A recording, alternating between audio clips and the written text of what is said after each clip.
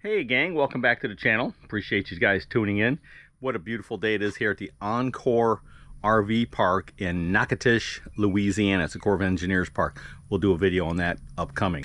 But enough of that. Today what we're going to be working on is putting those cooling fans I spoke about a couple months back, putting the cooling fans on this refrigerator and how we're going to get them all hooked up. So come on along and we'll learn how to do this stuff together.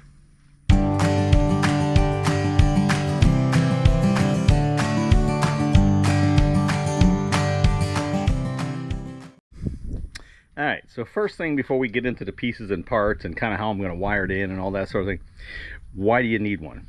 Well, you don't always need one. This is more preventative maintenance and preventative upkeep than it is a lot of other things. I have an absorption refrigerator. Most of you out there may have those, or some may have the residential fridges. Don't really need them with those, but the absorption fridges tend not to be super efficient because they get heat built up behind them and everything. We're kind of lucky in that respect because our little absorption, our Dometic here, works super well. Never really had any trouble, but we're getting ready. It's summer's coming up this year. We're going to be in some hotter places, so I'm just going to kind of do a preventative thing and install these exhaust fans in behind this refrigerator right here. And so it'll help keep that area cool, help it be more efficient in the hotter weather. So let's introduce you to the pieces and parts. All right, gang. I went on Amazon, did some research, and found this little guy right here, Beech Lane. Got pretty decent reviews, and what it is just, it's a fan system. Excuse me. Fan system for behind your refrigerator. And it really is just basically two large 5.5-inch diameter computer fans that they've adapted to using it to evacuate or bring in air. You can reverse them out. You can make the air go either way depending on your scenario. And they just clip on to the back of the, here we go, the back of the vent that of course goes up to and mounts right here. Okay, that's that outside piece. And what I'm going to do is I'm going to draw air in onto the evaporator in the whole area here and have the air go up because our vent is up on the roof. Okay, some of you may have, let me turn you around, some of you may have your refrigerator in a slide box, so you have two vents, one low, one high, but on the side wall.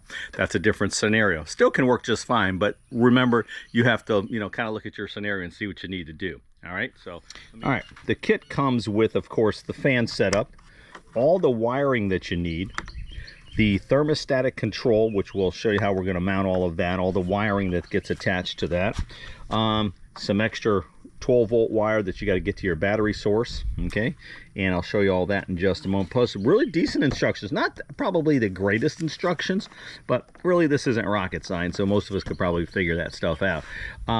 So, and I already have our covers off for our bus bar that we installed here a few months ago. So as in any project, you always want to look it over first. Look at all your parts, kind of mock them up. What I mean by that, you put them together, make sure things are working the way you want them to work, get an idea of how you're going to install it. And then, like for an RV, you really got to kind of know where you're going to run wires, you got to have measurements, you got to do things like that. So let me turn you guys around, let me show you what I did here. If you notice, there's blue tape up on my side of my RV here. And what it is, opened up everything, all the access panels to everything right in this area. And I took some measurements, like down from that window, at the base of the wood paneling back in here, just some different ideas so I knew where I was going to run wire, which direction I was going to go, and how it affected the interior of the RV as well. So what I'm going to do is, once I did all my measurements, and we'll show you inside what I've done there, is I'm going to be running the wires down through inside the RV and then down into this compartment and then up into the battery box for its power. All right, as I did my measurements, you need a reference point, right? So I got as low inside the refrigerator cabinet as I could get a drill bit for drilling holes for running wires, but I also came out and used this window as a reference point, and I measured down, and that came out to 19 1/4 inches. So I just transferred that measurement using a level all the way over to here, so I kind of knew where I was going to drill my holes. So with that being said, I also went on the inside to make sure that when I did drill holes, we didn't have any issues with coming out of the outside of furniture and things like that. So let me show you that. All right, gang, we're inside the RV. There's our 8 cubic foot Dometic absorption refrigerator, and again, it does a phenomenal job by itself. I know a lot of people complain about these, but our freezer is usually 0 to 10 degrees. Okay. And I keep a thermometer in both the refrigerator and the refrigerator. And the refrigerator is right at 35 degrees. A lot of times we get down in the high 20s. So she does a really, really good job. But again, we're getting ready to get into some heat this summer. So anyway, from the outside, I did some more measurements from the inside of that frame down to this nice box that I built, our end table. So I knew where to drill. That hole right there is going to be where the thermostat mounts. The other smaller hole on the inside is down inside this box, and I got all that from the measurements I did, so I can run wire here and get to the battery source. So let me show you. All right, gang, got the thermostat from our fans right here, and there's 3 wires that come off of it right here. Or not 3 wires, but 2 wires and a thermocoupler. All of this has to leave the controller, and you can put the controller anywhere you want. I just want it real convenient for me. So what it is, I pop that hole right there, make sure I didn't destroy my box. All of these wires and the thermocoupler are going to go through here into the refrigerator compartment, and then this little guy will be mounted right above it, like right here. And then I'll seal that little bit of hole around it with some silicone so we don't have any openings. Now the other hole I drilled is just right below here into the box, about 2 inches below that goes into the box. So my power source wires will go down that route and then out to the battery location, which I'll show you that in just a minute, okay? All right, as many of you remember, a few months ago we put those bus bars in for upcoming projects. That gives us access to 12 volt without having to keep taking the battery cables on and off. So this is the bus bars that we're going to hook to with our new thermostatically controlled fans for our refrigerator. And they're going to leave the battery box. They're going to come through the body. I've already got routing and everything. We'll show you that in through the RV. So I'll show you all of that when we get this thing. All right, now that we've got everything kind of mocked up in our mind, we kind of know where things are going to go. First thing we're going to do is we're going to take the thermostat, all the wires that come off it, and I'm going to fish them through that hole to get them out into the refrigerator compartment. So stand by. All right, we got our wires pulled through the hole that we drilled from the inside, and what we're going to do now is we're going to pull them all the way through, so the lion's share of them are on the outside. Okay, so there's actually, like I said, there's 3 wires. One goes to the fans, a thermocoupler, and what a thermocoupler does is that it measures temperature, so that it tells the thermostat when to kick things on and off, kick those fans off. And then we have our power.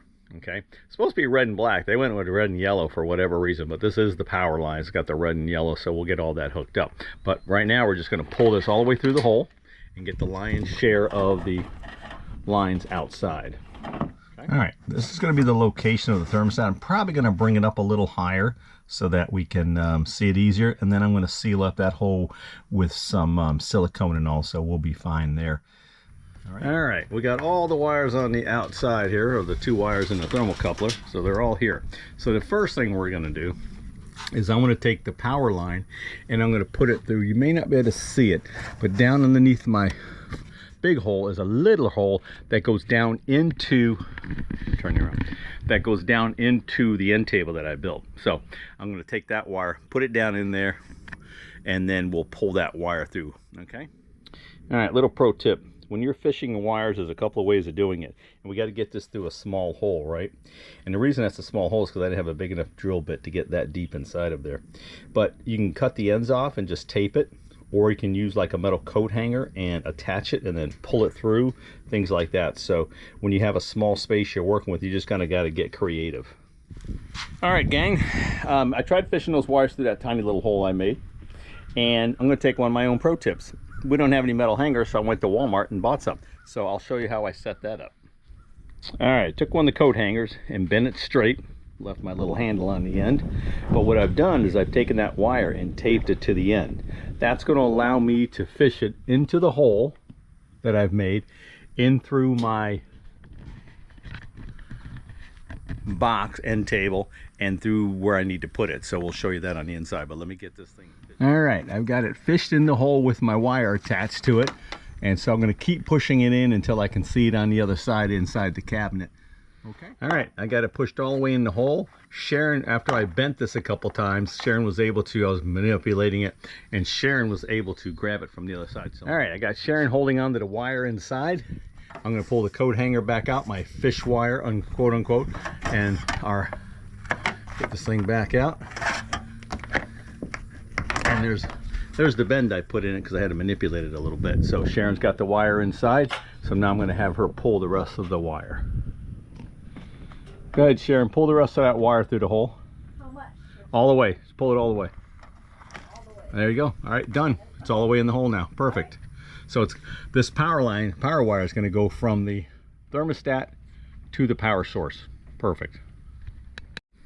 All right, before we go inside and hook these wires, our wires coming from the battery to the existing wires from the thermostat, this all came with the kit. It comes with a 3 amp fuse, and the fans pull 0.3 amps per fan, so that's plenty.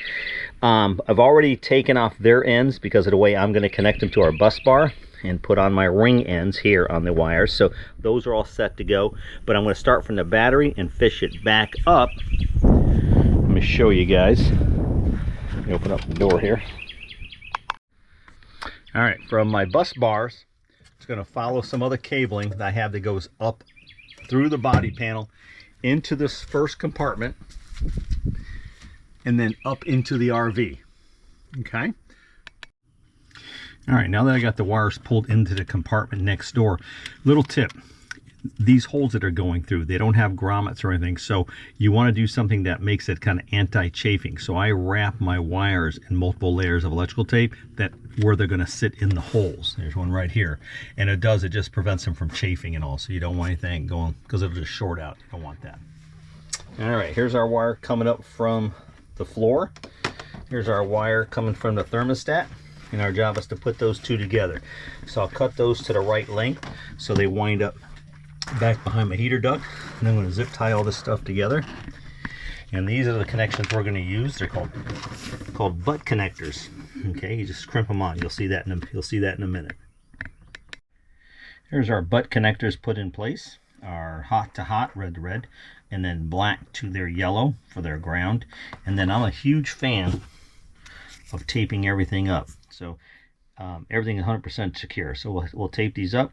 We'll get them back behind, get it all zip tied together, and we'll have that all tidied up.